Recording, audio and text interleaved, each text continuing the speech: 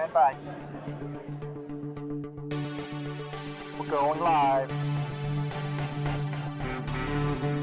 We're going live. 10, 9, going live.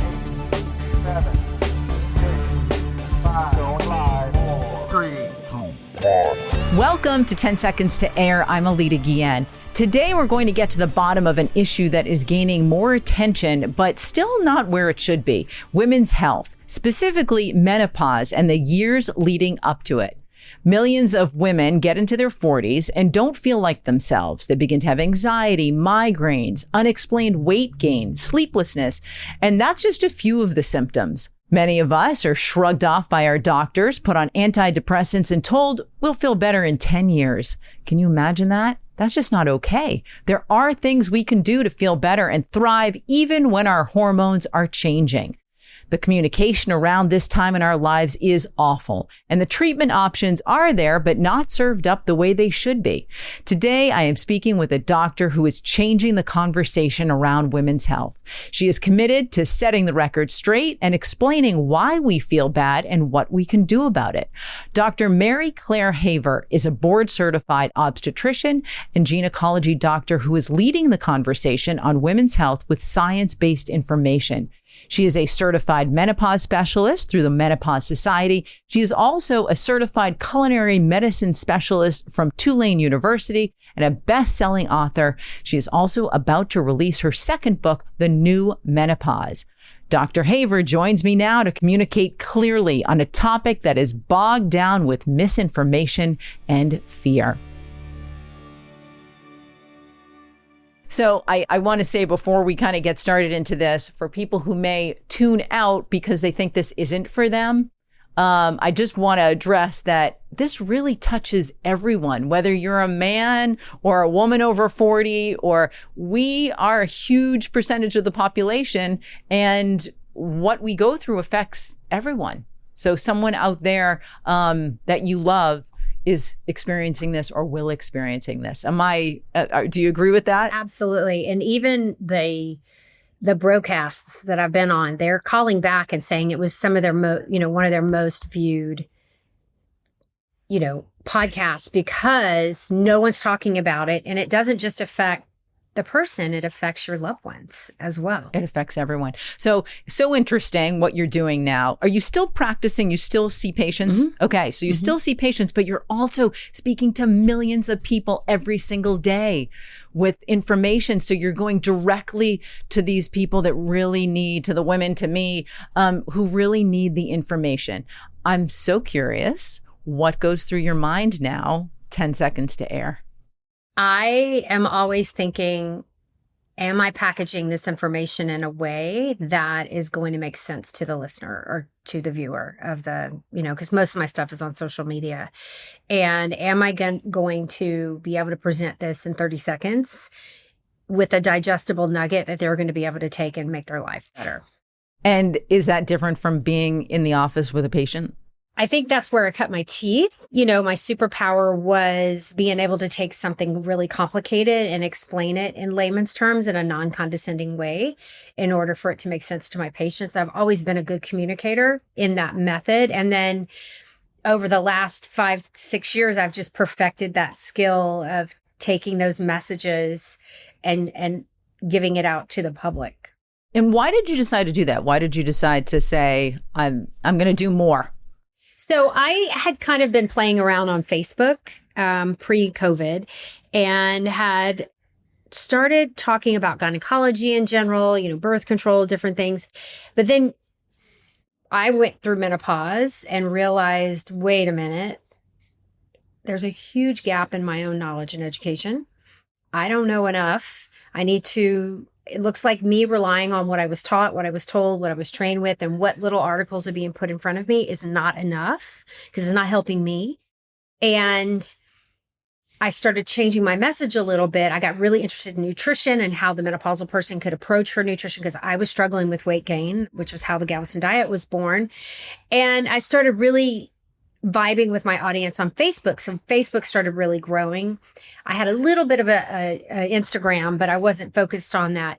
But during COVID, my kids were home, as all of ours were, and we're like, Mom, you need to get on TikTok. This is a thing. And I just see all these kids dancing and singing. And I was like, no, baby, that's not for me. And they showed me other physicians who were utilizing like a dance platform, but they were teaching. Yeah. So I kind of started out like to music, pointing out little facts about menopause. Okay. And that kind of took off. I remember going to bed and waking up and having 20,000 views and being Wow. like, oh my God, I'm famous, you know? Right. And of course, the dopamine hits that ensue from that. But then, you know, so like the first year on TikTok, I was really kind of looking what other people were doing. And then I started talking and like, let's forget this dance stuff. Let me just give out the information. And that's when things started exploding for me. So within a year, we hit 1 million followers. Wow. Really, really quickly. And then by the second year, 2 million. And why do you think that is? What is it that you're doing and saying that is attracting such an audience? I think I'm validating a whole generation of women who the medical system has left behind and, you know, really expose the dark underbelly of menopause. But I also, not only that, because it's one thing to get people riled up about injustices, but providing solutions and teaching them about what's out there and what's available so that they don't suffer needlessly. And just that combination of constant validation and constant teaching of options has really, I think, what made me grow. And then now where we're growing the fastest is Instagram, which is where I think most of us live. I think TikTok had its heyday, but for the 45, you know, my audience is 35 plus. They're mostly on Instagram. And so that's where we're really seeing the explosive growth right now. So let's get down to it. Let's get into these details. I can't wait. Start with defining. What is menopause and the years leading up to it, premenopause? Most people don't know. Yeah, I know. It's crazy. I mean, and to be honest, I knew what it was technically, but I really didn't know, you know. So menopause is medically defined as 1 year after the final menstrual period, the FMP in medicine, we call it. And so what it represents, though, most people know that. Yeah, your periods are going to stop and you might have some hot flashes. But really what it represents is the end of the ovaries, like the sex hormone production from the ovaries. So female humans are born with all of their eggs. We have about 1 million to 2 million at birth. And then they decline over time. They disintegrate, deteriorate. And then we lose about 11,000 with each ovulation because they get into a race to see which one's going to win and be the ovulatory one. By the time we're 30, we're down to 10% of our egg supply. Wait, say that again. 10%? 10% are left. Wow. That's it. We've lost 90% of our eggs by the time we're 30. Okay. By the time we're 40, that is 3%, right? Like things really click and make sense when I say these things. And they're like, oh. And so menopause represents you are out of eggs and they're not coming back. Okay. So you can't ovulate.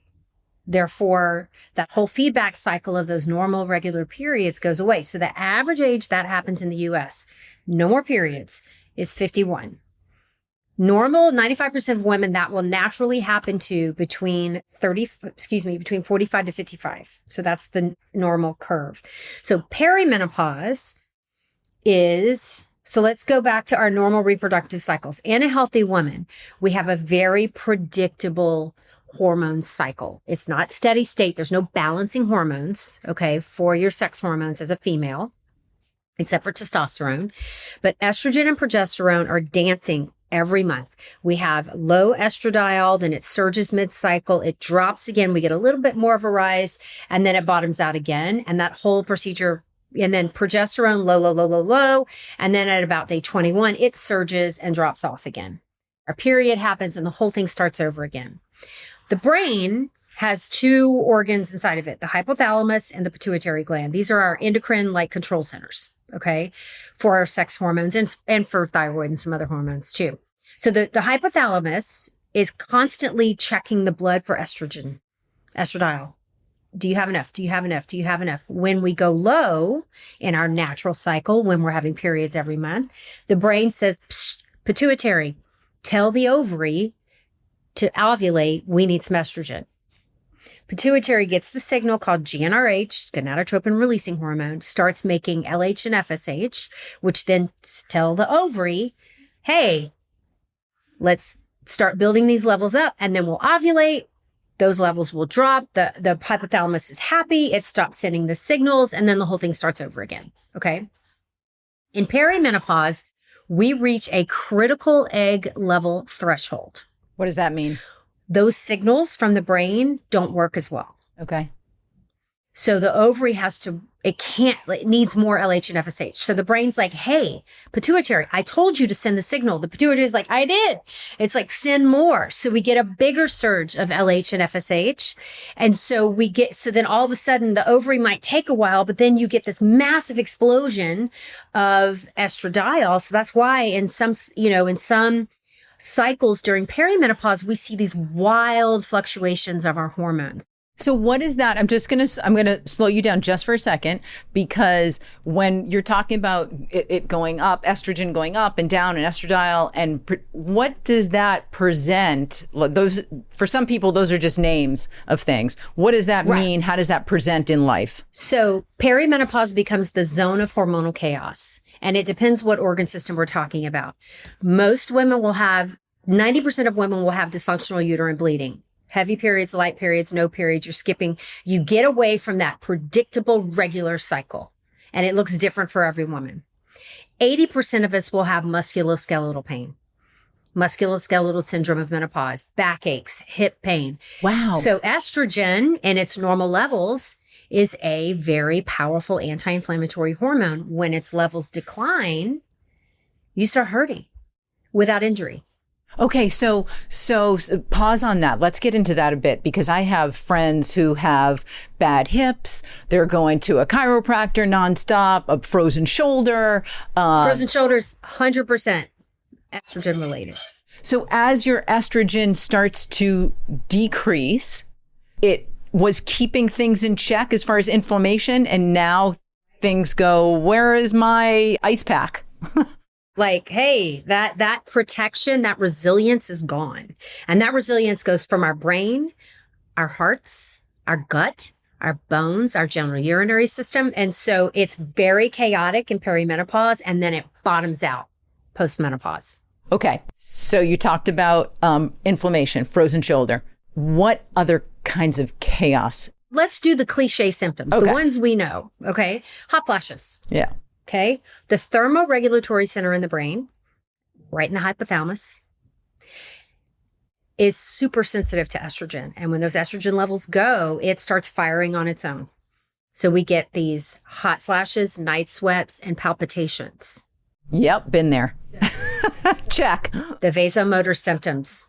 Yeah. Okay. Women are undergoing multi-million-dollar, we're spending billions on cardiac workups for menopausal palpitations when she just needed a trial of hormone therapy. Wow.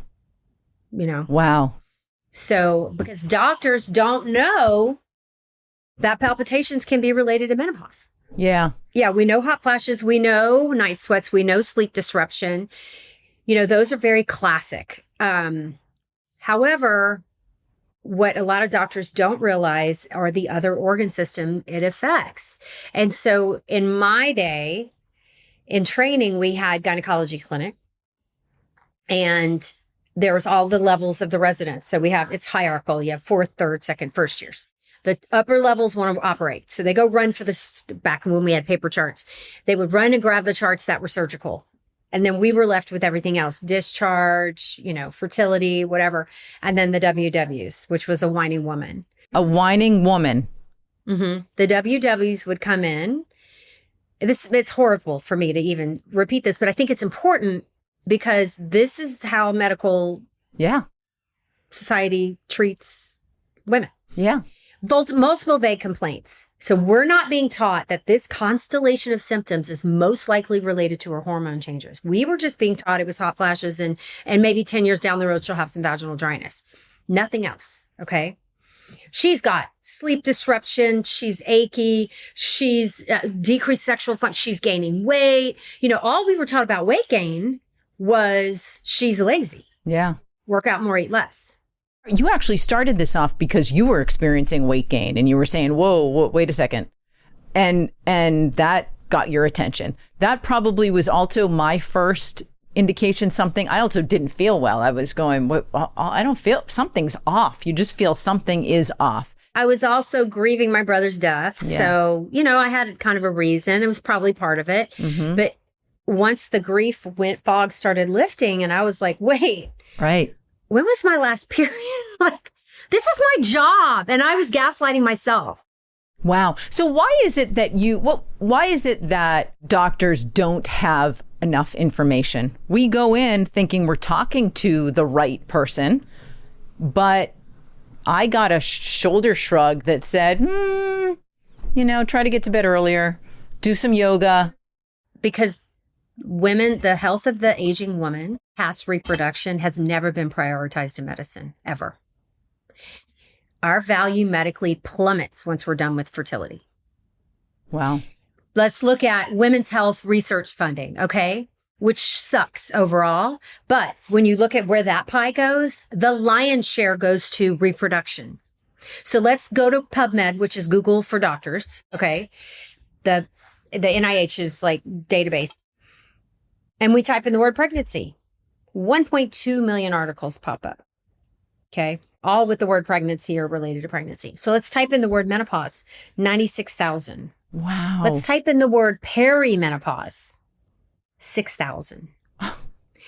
That's a representation of brain power, funding, focus. Then when you look at endometriosis, all of these debilitating women's health conditions outside of reproduction, it's appalling. So it's not the doctor's fault. I'm pretty extraordinary that I took it upon myself to go outside of my training and realize that there was a gap in my education. Most docs can't do that. They're so busy. They have 10-minute appointments. They're being yelled at by their bosses. You're not seeing enough patients. Get out of the room.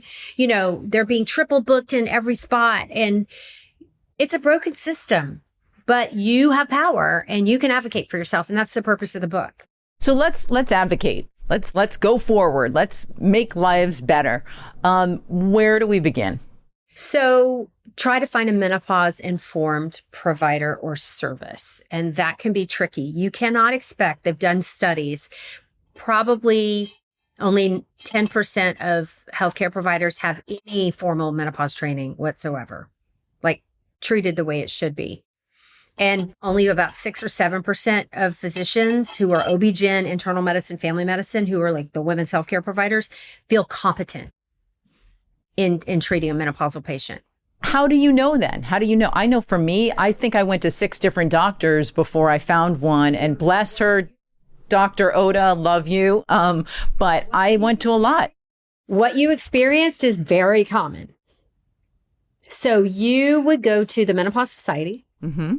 And at menopause.org and look for a certified provider. Make sure they're certified. The little check is by their name that they took the test.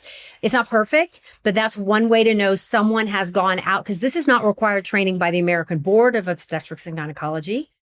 So menopause.org is one place to start. I have a referral database on my website, the testimonials from my followers. That's another place.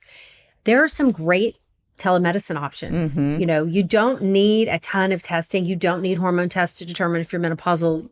If you know what you're doing, you can talk to the patient and believe her. I do a lot of blood work. I'm ruling out other stuff, autoimmune disease, thyroid disorder, all kind of stuff. But I'm rarely doing hormone panels because they're not necessary. I know she's perimenopausal or postmenopausal. Right. I do them occasionally, but it's not required. And I'm starting people on hormone therapy. If they desire. Talk about the hormone therapy, because we went through that whole phase where don't go near hormone therapy. You'll get breast cancer. It's ridiculous. It's ridiculous. I mean, that is the biggest fuck up in medicine. It sabotaged the health. I mean, look at the generation, look at our mothers. I'm assuming we're around the same age. My mother's been on a walker for 10 years. My mother is now demented. Her mother was demented for 5 years in a bed drooling on herself. I do not want that. I want studies to show me how to make that not happen. Those are the studies I read. These are the conversations I have with my patients right now. What steps can we take to keep these things from happening. And not letting your hormone levels drop is a big part of that.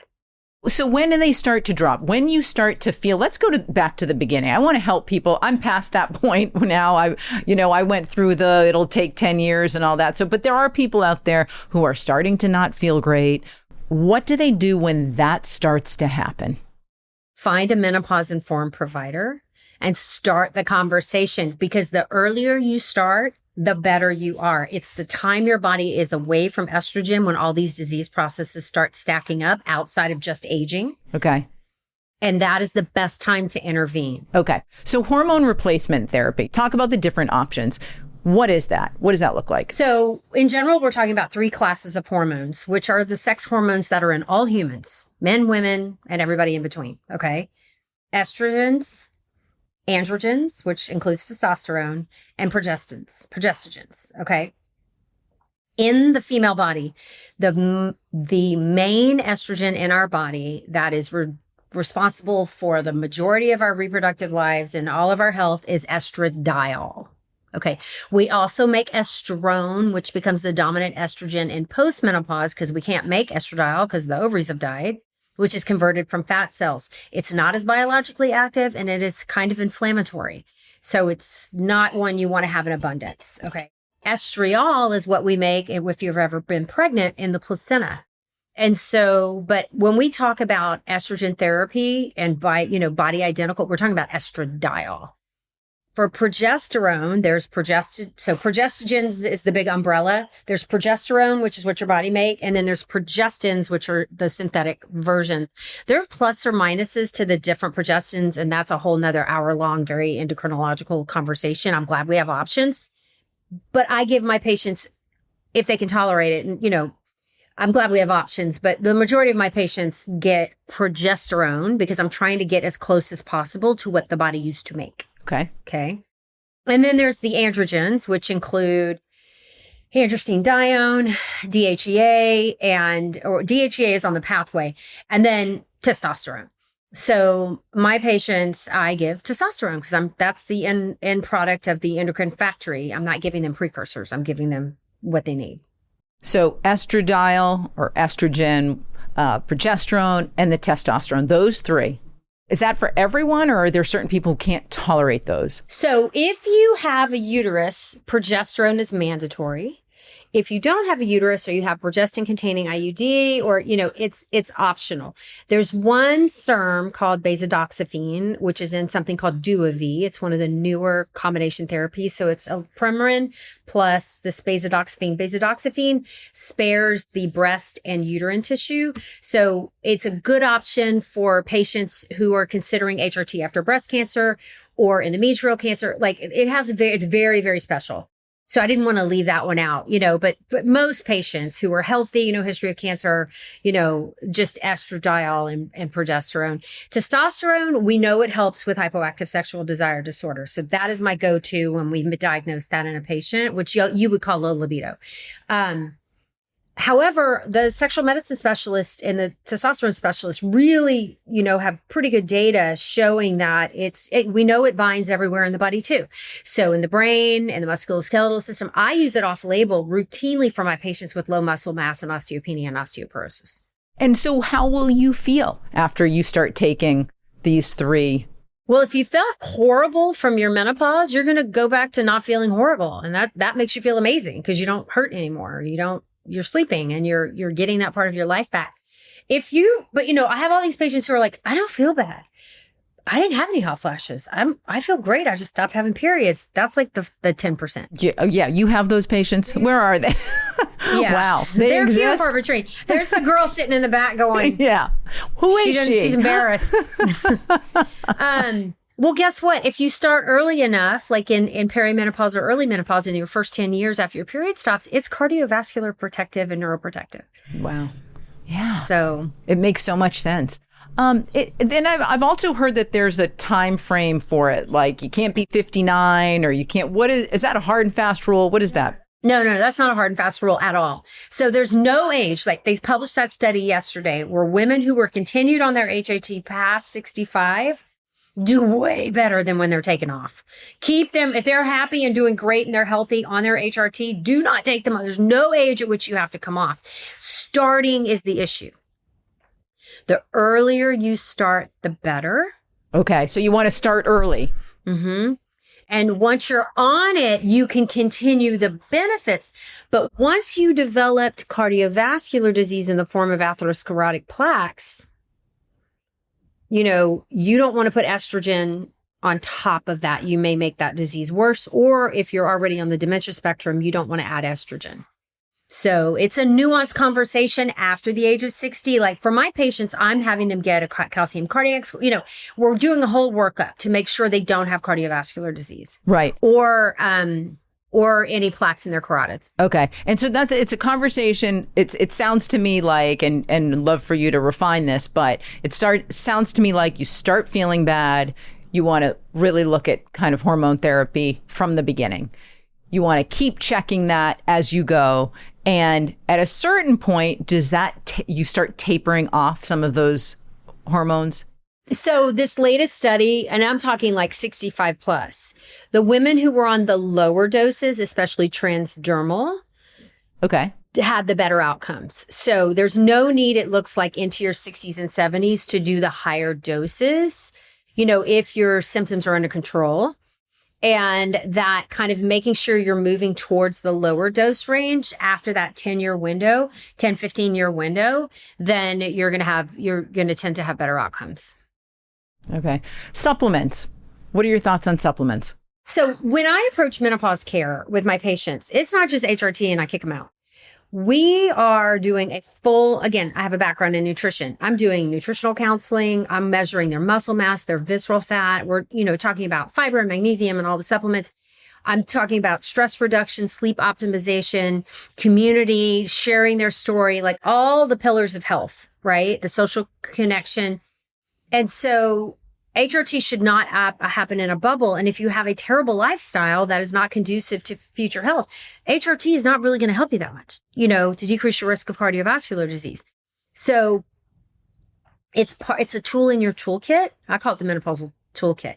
So when I talk about supplementation, now full disclosure, I sell supplements. So, take this or leave it, but nutrition should come first from food. We don't swallow a handful of supplements and expect it to undo a poor nutritional choice. So let me make that very clear.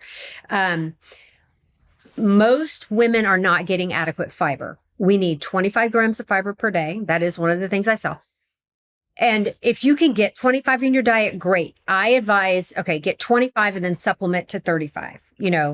That really, you can't have too much fiber, but you tend to max out the benefits for females at about 32 grams per day. Mm-hmm. So keep that in mind. The other is most of us can't get enough vitamin D. It's almost impossible. It's a very rare patient. I check a vitamin D level on everyone, and 80 to 85% of my patients are severely deficient. And there's multiple reasons for that. We protect our skin from the sun for good reason. We don't absorb as well. Mm-hmm. Vitamin D is something I recommend. Omega-3 fatty acids are only going to be helpful.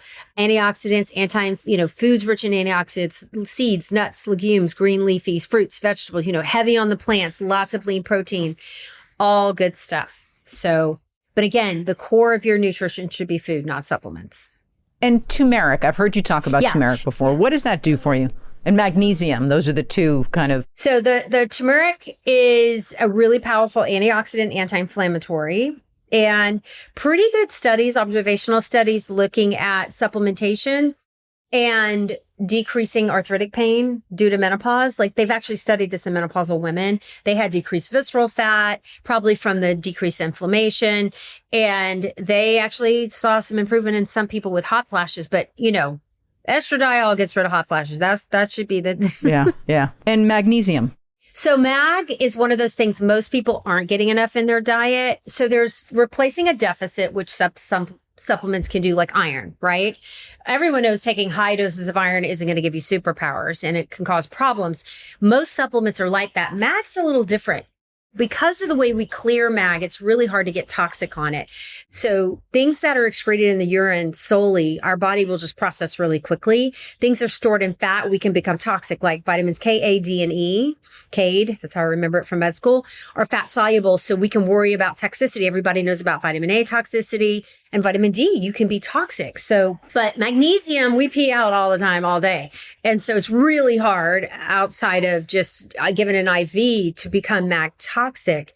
But it's really easy to become deficient. But just a one-time mag level isn't like a look back over weeks and weeks to see what your deficiency is. It's just what's happening in that minute, because it does fluctuate so much.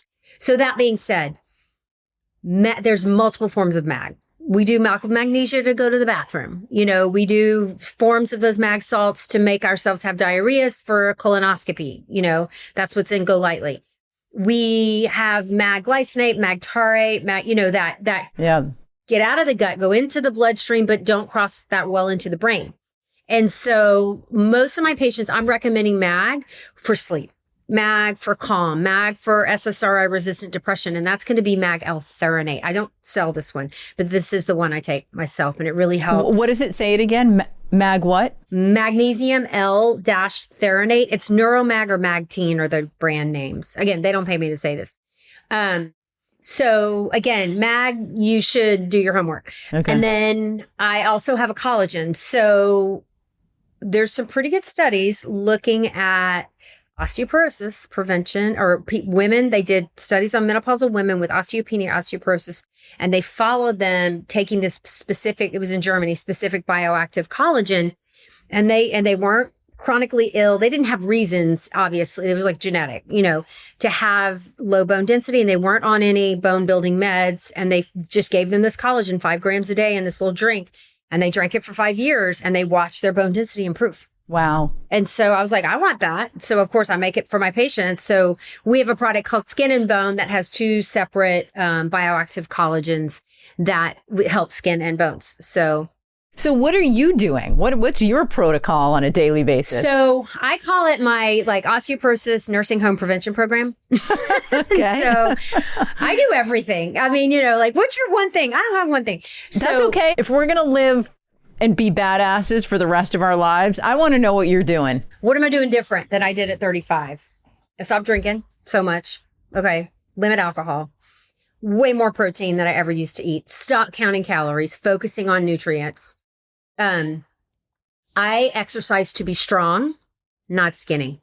What does that mean? I weigh more than I did when I started the Galveston diet because I have muscle. What are you doing? Resistance training 3 to 4 days a week. Okay. And I do cardio. Like, I turn my treadmill into a walking desk. I wear my weighted vest. I put it on an incline, and I can walk about 2 to 3 miles an hour while I'm researching or whatever. It has literally changed my life to focus on nutrition and not calories, and to focus on strong and not skinny. So I take the collagen. I take the vitamin D.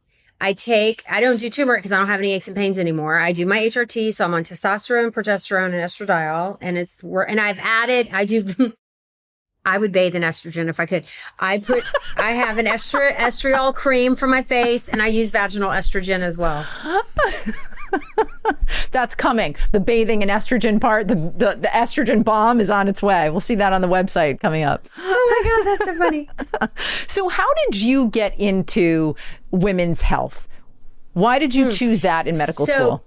In med school, you have to kind of start picking what your residency is going to be. And I had no idea. And there was, like, my daughter's a first year med student. They're under so much pressure to decide now what they want to do because some things are so competitive. And I just kind of went through it like, let's see what I like. And so your third year is when you start rotating through, and it hasn't changed in 30 years, your rotations. So you get a little taste of everything. And I really liked ENT. I liked the plastics part of it, but my last rotation was OB-GYN. Oh my God. I delivered a baby on my first night rotation. And I was like, I called my mom, crying hysterically, like, this is so beautiful. And that was it. That was it. And does that surprise you now, all these years later, that was what you chose? I mean, if babies came between 8 in the morning and 5 in the afternoon, I would still be an obstetrician. They don't do that, right? No, the hours were killing me. Like my 50th birthday present to myself was to stop doing obstetrics because it was literally wiping out my family life and my home life. So how are you feeling now that you've put all this in place, that you're looking at your nutrition, you're wearing the weighted vest, you've got all the hormone replacement going? How are you feeling? I feel amazing. Like I'm running multiple companies. I'm practicing medicine. I've got a huge social media following that's still growing. You take all that away, I would not be functional. I would not be the Mary Clara you know today. This would not be me. It took all of those things to get me to where I am, but I'm Gen X. I was not going to suffer. And I do not want the fate of my mother and my grandmother. Yeah. I refuse. I'm going to do everything in my power to keep that from happening. I don't want my children to be having the conversations that my siblings and I are having about my mom. Right. If I could spare them that by whatever new habits I put in place, my mom thought she was doing fine. I'm not knocking her choices. That was the best she had available to her at the time and what the wisdom was, but it was wrong. And so we have this entire generation of women who live longer than men. My mother's going to outlive my dad probably 5 or 6 years, but those years are horrible and racked with misery and pain and loss of her mind. And no, thank you. What's next for women's health? Oh, gosh. There's so much work to do. It's going to take a whole generation, like my daughter's generation, of providers to kind of get up to speed. There's some really cool innovations going on, like these 2 separate groups I know of that are working to extend the shelf life of the ovary I think menopause should be an option. That's what my daughter thinks. Oh, interesting. Okay. Men would not go through menopause, There's a lot men wouldn't do, right? One hot flash and would be having a different. And this whole notion of this gold medal for suffering in silence. No. I have a lot to give the world. I have 30 more years to give the world, hopefully. And I want to be at the top of my game as much as I can. So you said there are 2 different... companies that are developing pharmaceuticals that are basically going to try to extend the shelf life of the ovary. They're in animal trials right now. So that you don't actually go through menopause. You can't get pregnant, but you can still produce enough natural estrogen to promote your health. Wow. Interesting. How far away do you think they are? I would guess 10 years. Okay. I mean, my ovaries are dead. There's no bringing them back. But, at least for our kids' generation. So let's talk about the new book, The New Menopause. What's in it? There's 3 parts. The first is kind of the history and how we've ended up where we are and validating people's symptoms. Throughout the book, I have all these testimonials of women who just so graciously shared their stories so that anyone picking up the book could find themselves in the book and realize they're not alone, and they're not the only person this is happening to. The second part is really heavy on the education part, really doing a really deep dive into endocrinology so that you understand what's happening so you can have an intelligent conversation. And the last part is, and then we talk about hormone therapy and all the options there. But the last part is the toolkit where we talk about the non-hormonal options, what we know supplements might help with. And we go organ system by organ system, what for brain fog, for night sweats, for mood swings, for, what do we know? And that making sure people realize all these symptoms might be related to your menopause. So you don't think you're crazy. Right. I have to ask you, this that I've heard that some of the women do in place of hormone therapy with the pellet. That's hormones. That's hormones. What is that? So we're talking delivery system. So when we talk, let's say estradiol, I can give you a pill. I can go oral or non-oral. In the non-oral, and so oral's a pill. In the non-oral category, we can do a patch through your skin, a gel through your skin, a cream through your skin, a spray through your skin. We can do a vaginal option, which is local therapy, and a cream, a ring, a patch. No patches in the vagina. Sorry. There are troches some people do from compounding. I don't use those. And then there's pellets, which are little pellets that are embedded with the hormones in them and then put under the skin that are released over time. The problem with pellets is that they're not regulated. They're very variable. They make the doctors or the clinicians a lot of money. And a lot of the clinicians, when you go in, they're like, pellets are nothing. They're not offering you, well, here, go take your insurance and pay $20 and go get your estradiol. This works great. They're like, no, I only do pellets. You're desperate. You've gone to 6 doctors. Imagine if you went to your precious provider who finally listened to you, validating you, said, girl, I'm gonna fix you up. I got you. But it's going to be $500 a month. Yeah. It's unethical. So big red flag to your listeners. If they're only offering pellets, you can do better. Okay. Insurance. How does insurance handle this time of life? Not well. Not well. Medicare does not have a menopause code. Wow. What do people do? How does that work? So you can make a problem visit with your doctor for insurance, but make sure they're going to talk to you. Like, call ahead, go look on the website. Like, I hate when women go in, they get all riled up, they're ready to go, they printed out their articles. Like, I have a whole kit for people to take to their doctor to try to advocate for themselves. And some people are just assholes, or some are just overwhelmed or just can't get to it, And it's a shame because the routine OB-GYN will list menopause care, but menopause care is not a hysterectomy. Like, that is just a quick way to get you out of your office if you don't really need one. So go to the Menopause Society, try to find an informed provider, go prepared. It's not a well woman exam. This needs to be a problem visit. So the well woman exam is not designed to talk about menopause care. And that is a function of the system. Do not get mad at me. Don't come for me for this, but this is the way it is. Make a problem visit. The copay will probably be a little higher, and go prepared. Know your history. Write down everything. Like, they got 15 minutes. You've got to if you want to use your insurance for this visit, you got to get in and out of there. Mm-hmm. Know what you want. Go in with your options. I don't take insurance. So, because it's so hard, and I give my patients an hour. Mm-hmm. And we have to unpack all the menopause trauma. Yeah. And what's next for you? What else? Oh, I am working on developing a training program for other clinicians to teach them how to do what I do. Yeah. Because they didn't get it in residency and training, and they really want to help.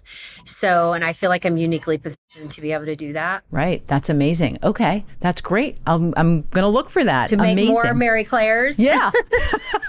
Well, Dr. Haver, thank you so much. Thank you for helping women thrive, millions of women, and you're continuing to do that. We look forward to the book coming out. I'll share a link to everything that you talked about in the book and how to get in touch with you and all of that in the show notes. And thank you. Thank you again. Such a pleasure speaking with you. You're so welcome.